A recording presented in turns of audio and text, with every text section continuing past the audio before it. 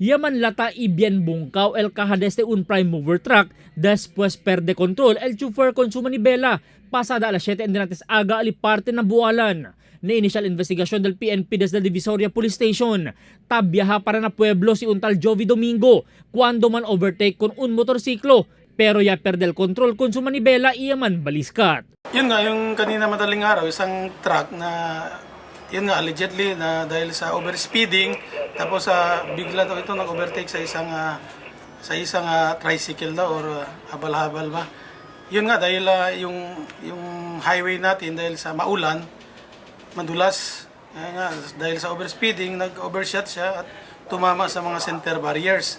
At yun, tumilapon, buti nga lang yung driver at may mga minor injuries lang, ligtas naman siya. Nuwa asigun ko siya pa sa Kunjovi. Después este puede salta enseguida sa paapuera del su truck antes man bangga na barrier.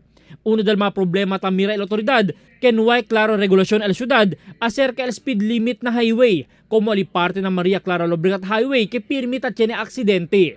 Na mas temprano entrevista del news team con el jefe. Ella habla que necesidad el speed limit y el speed gun para kuhi ko na kilos matalyang masila mga posible killer na highway.